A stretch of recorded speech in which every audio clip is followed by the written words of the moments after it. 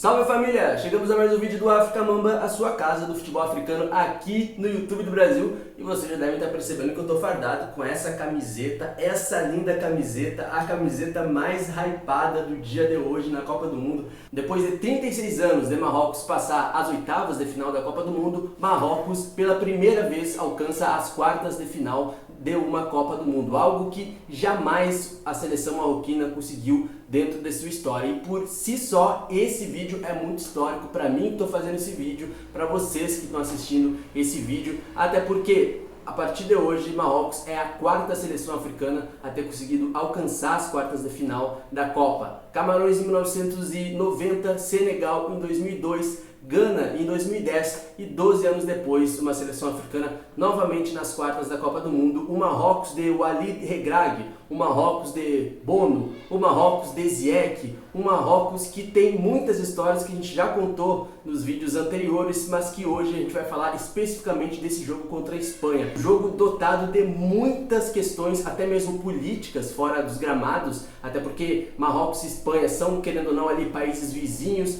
dividem uma fronteira ali, principalmente com os dois enclaves Ceuta e Melilla, onde a gente tem ali históricos ali de questões de imigrantes africanos, marroquinos e africanos da África Ocidental, que todo santo dia passam por lá para tentar uma nova vida na Espanha, mas que muitas vezes acabam sendo reprimidos ou pela polícia marroquina ou pela polícia espanhola nessas fronteiras de Ceuta e Melilla. Além, evidentemente, de diversos marroquinos ou filhos de marroquinos que vivem na Espanha, muitos jogadores, inclusive da seleção marroquina, ao longo da história, nasceram na Espanha, como o próprio Hakimi, estrela do Marrocos nessa edição, nasceu na Espanha, mas defende a seleção marroquina. Então tem todos esses fatores políticos, culturais também. Antes do jogo, a gente até teve um caso aí de torcedores da extrema direita espanhola colocando lá um animal morto na frente de uma mesquita, numa cidade lá da Espanha, dizendo que iam caçar os mouros, fazendo assim um aceno extremamente racista, xenofóbico, contra a presença histórica de marroquinos dentro da Espanha. Então assim, não é apenas um jogo, tá? Antes de Espanha e Marrocos entrarem no gramado, já tem todas essas questões aí de conflitos sociais e históricos entre Marrocos e Espanha. E é o que eu falei lá no meu Twitter, @LuizFernandoFilho. Não existe romantização nessa relação Espanha e Marrocos. Por mais que haja uma troca cultural ali dos marroquinos entrando na Espanha, tá? De marroquinos jogando na Espanha, mas isso no cotidiano, historicamente falando, não diz ou não responde a toda essa grandeza da história marroquina e da diáspora marroquina fora do Marrocos, principalmente, tá bom? E esse jogo em que muitos colocaram o foco na Espanha, evidentemente a Espanha tradicionalmente era a seleção favorita, uma seleção bastante hypada, digamos assim, pelos seus jovens, ali pela imprensa mundial, pela imprensa brasileira, tudo certo. Do outro lado, a gente tinha o Marrocos, que é a seleção menos vazada da Copa do Mundo, passou em primeiro lugar no grupo com a Croácia, atual vice-campeã da Copa do Mundo lá em 2018, e da Bélgica, número 2 no ranking da FIFA. E mesmo assim, parece que os vários torcedores, vários analistas não aprenderam que é preciso respeitar essa geração, que aqui a gente tem falado muito, que possivelmente hoje, depois dessa Copa do Mundo, possa ser considerada a maior geração marroquina, porque já fez história. Nenhuma geração, até aquela geração de 86 na Copa do Mundo, chegou até as oitavas, mas nunca chegou às quartas de final. E esse jogo, Marrocos conseguiu sobreviver, principalmente no seu sistema defensivo. Eu tenho falado muito sobre repertórios. No último vídeo do Marrocos eu falei repertório, como ali de Regragui tem um repertório tático muito interessante, como o Marrocos precisaria desse repertório tático para avançar sobre a Espanha. A Espanha teve mais a bola. No primeiro tempo, a Espanha teve mais de 60% da posse de bola, mas na prática, no primeiro tempo, quem foi mais perigoso foi o Marrocos. Então assim, para quem está chegando aqui vendo esse vídeo e não assistiu o jogo, vai ver os números, vai achar que a Espanha realmente dominou em todos os quesitos. A Espanha teve mais controle do jogo, teve mais a bola, mas no primeiro tempo, por exemplo, a Espanha não deu um chute a gol, se eu não me engano, tá? Não deu um chute a gol ou deu um chute a gol, se eu não me engano. Foi algo do tipo aqui, eu não quero também informar vocês errado, Vou dar para vocês pesquisarem. Marrocos chutou 3 vezes a gol com mais perigo, ou seja, a posse de bola é importantíssima para o jogo, porque te coloca ali na ação do jogo como protagonista, mas posse de bola improdutiva não adianta de nada, e o Marrocos soube se portar defensivamente, uma partidaça de Aguerd. Que partidaça desse zagueiro, que eu sempre tenho elogiado aqui, né? Sobre a transação dele pro West Ham, um dos zagueiros africanos mais caros aí na história do futebol africano a nível de transferência pro West Ham, vai brilhar muito nessa Premier League e já está brilhando na seleção do Marrocos. Para mim, um dos grandes jogadores de hoje foi o Aguerd, o zagueiro, e a dupla com o Romain Saïss, o capitão dessa seleção do Marrocos, que hoje completou 70 jogos com a camisa do Marrocos. Ou seja, cara, é muito especial. Então, fora isso, fora essa questão do primeiro tempo de Marrocos ter conseguido sobreviver defensivamente, muito nos contra-ataques, o Walid Regragui, esse jogo de hoje, o Walid Regragui colocou o Marrocos numa formação e num estilo tático muito parecido com o que ele colocou contra a Croácia. Sabia que não ia ter a bola, ou não ia ter tanto a bola durante o jogo, e esperou mais os adversários e tentou atacar sempre nos contra-ataques. Fora isso, cara, eu já vou falar dele, tá? Do grande destaque do jogo, eu já vou falar dele, mas hoje foi um partidaço do Ounahi também, o outro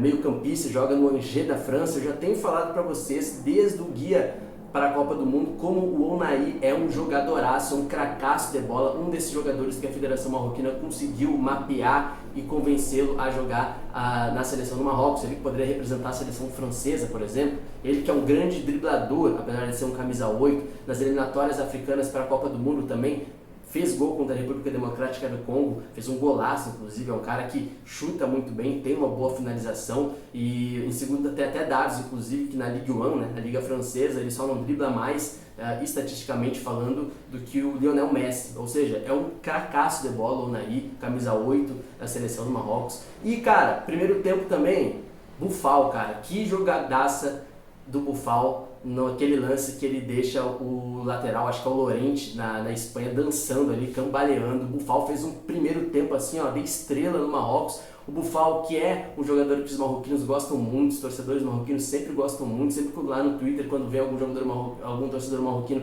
falando sobre a seleção do Marrocos, cita o Boufal. E, cara, não é à toa, o Boufal hoje atuou bem na extremidade, ele que é um ponta, né, joga muito pelo lado esquerdo do Marrocos, atuou bastante na extremidade ali do ataque de Marrocos. Tem esse outro detalhe, o Walid Regragui deixou o seu time com bastante amplitude, jogando assim, ó, basicamente na linha extrema do ataque com seus pontas, e ali o Boufal, mesmo com pouco espaço, foi dono ali de várias ações ofensivas dessa equipe do Marrocos, driblando muito bem. E ele tem uma característica muito daqueles jogadores de futebol de rua no Marrocos, né, do famoso FIFA Street, digamos assim. E hoje deu para ver como esse jogador ele é diferente. Ele teve alguns jogos que ele não foi tão bem, mas hoje para mim foi o melhor jogo dele, conseguindo criar, conseguindo driblar com pouco espaço que tinha, que a seleção espanhola deixou para ele, mesmo assim sendo dono das principais ações ofensivas. No segundo tempo, o Marrocos conseguiu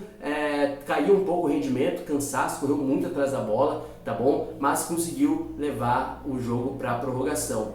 O atacante que entrou no lugar do En-Nesyri, o atacante centroavante, perdeu os 2 gols lá, inclusive esse lance que vocês estão vendo aí, acreditem se quiser, ele errou esse lance. E esse lance aí já era mais pro final do segundo tempo da prorrogação, tá? O Marrocos cansado, o Marrocos com bem pouca posse de bola, não conseguindo contra-atacar mais como conseguiu contra-atacar até a metade do segundo tempo, muito pelo cansaço, mas todos os jogadores se doaram muito nesse jogo. E quando ele perdeu esse gol aí, todo mundo já começou a falar, putz, quem não faz erra. E eu falei lá com os meus amigos no WhatsApp antes, cara, ninguém tira essa classificação do Marrocos. Está escrito nas estrelas, os deuses africanos e as deusas africanas escreveram essa história do Marrocos para, no mínimo, chegar às quartas de final. Vai para os pênaltis e aí brilha a estrela desse cara aí, Bono. O cara que tem uma nascença ali no Canadá, mas que fez basicamente toda a sua formação ali, inclusive no Wydad Casablanca. O Wydad Casablanca foi o clube onde o Walid Regragui foi campeão africano há uns meses atrás. Eu falei isso também no último vídeo, né? O Walid Regragui, campeão africano no dia 30 de maio, o Marrocos para as oitavas de final após 36 anos, alguns dias atrás, e agora levando o Marrocos pela primeira vez às quartas de final.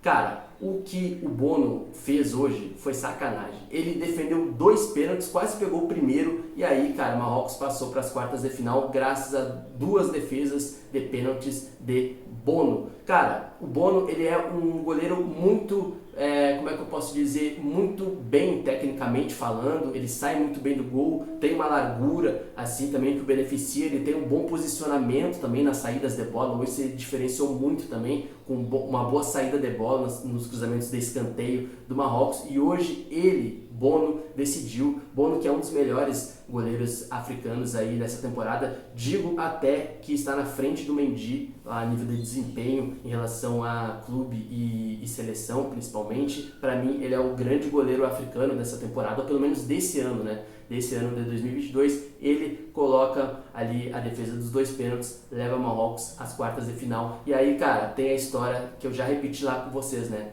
Marrocos, a seleção menos vazada da Copa do Mundo até agora. O trabalho fantástico do Walid Regragui, o repertório de Marrocos. Marrocos sendo a 4ª seleção africana a chegar nas quartas de final de uma Copa do Mundo. E hoje, meus amigos e amigas, é um jogo e é um dia histórico para esse Marrocos, que não é zebra, pode ser uma surpresa para muitos. Para vocês que estão assistindo esse vídeo aqui no canal, não é surpresa nenhuma Marrocos chegar às quartas de final. E não deveria ser surpresa Marrocos chegar nas quartas de final pelo futebol demonstrado desde do primeiro jogo na fase de grupos contra a Croácia. Então, assim, entendo a tradição da Espanha em Copa do Mundo, campeão mundial, etc., bons jogadores, mas a gente não pode anular o desenvolvimento e o processo de outros adversários, principalmente quando os adversários são seleções africanas. A gente tem hoje, então, a história de um técnico que é campeão africano e que meses depois, para mim, já é o técnico revelação dessa Copa do Mundo, o Walid Regragui,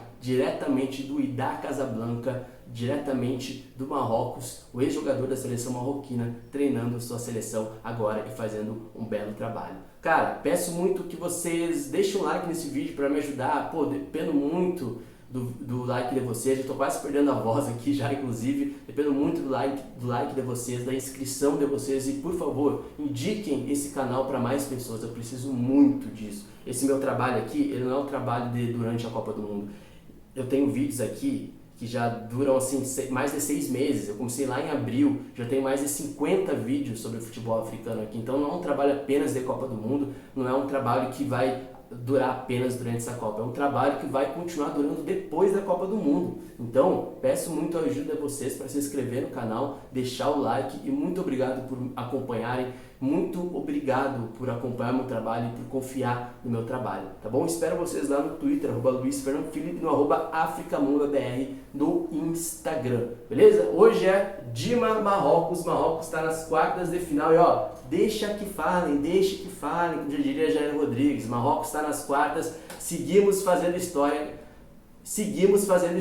a África segue fazendo história, Marrocos nas quartas de final. Volto aqui com vocês possivelmente depois do próximo jogo do Marrocos nas quartas e tamo junto, fé, vamos África, vamos Marrocos, o sonho continua, fé.